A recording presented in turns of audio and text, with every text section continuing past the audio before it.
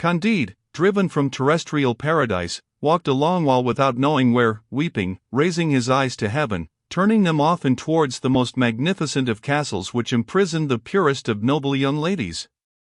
He lay down to sleep without supper, in the middle of a field between two furrows. The snow fell in large flakes. Next day Candide, all benumbed, dragged himself towards the neighboring town which was called Waldberg-Othtrarp-Dickdorf. Having no money, dying of hunger and fatigue, he stopped sorrowfully at the door of an inn.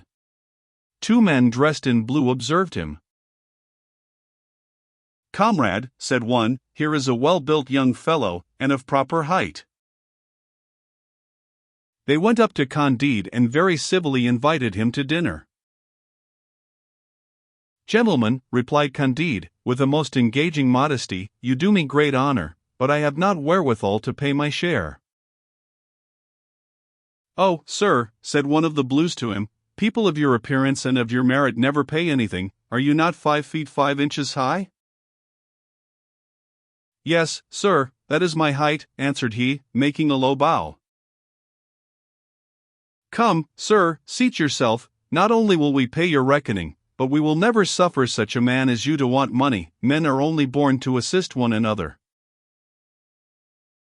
"You are right," said Candide. "This is what I was always taught by Mr. Pangloss, and I see plainly that all is for the best."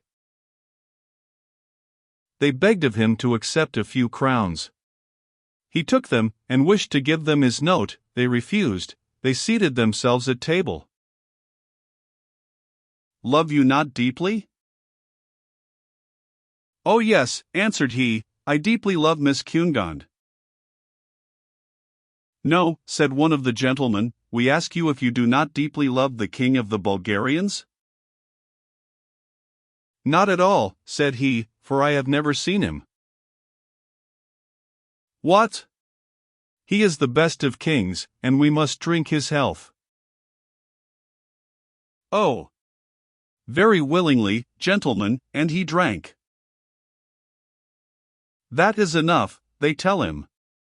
"Now you are the help, the support, the defender, the hero of the Bulgarians.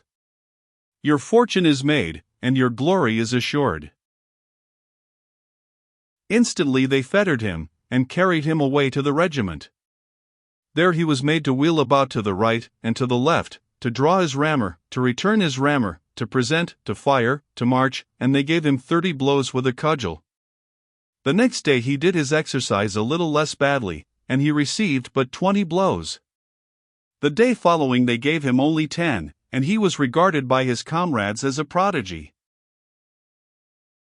Candide, all stupefied, could not yet very well realize how he was a hero. He resolved one fine day in spring to go for a walk, marching straight before him, believing that it was a privilege of the human as well as of the animal species to make use of their legs as they pleased. He had advanced 2 leagues when he was overtaken by 4 others, heroes of 6 feet, who bound him and carried him to a dungeon.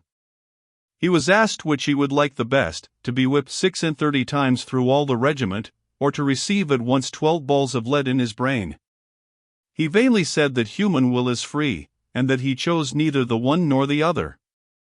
He was forced to make a choice. He determined, in virtue of that gift of God called liberty, to run the gauntlet 36 times. He bore this twice. The regiment was composed of 2,000 men, that composed for him 4,000 strokes, which laid bare all his muscles and nerves, from the nape of his neck quite down to his rump. As they were going to proceed to a 3rd whipping, Candide, able to bear no more, begged as a favor that they would be so good as to shoot him. He obtained this favor. They bandaged his eyes, and bade him kneel down. The king of the Bulgarians passed at this moment and ascertained the nature of the crime. As he had great talent, he understood from all that he learnt of Candide that he was a young metaphysician, extremely ignorant of the things of this world, and he accorded him his pardon with a clemency which will bring him praise in all the journals, and throughout all ages.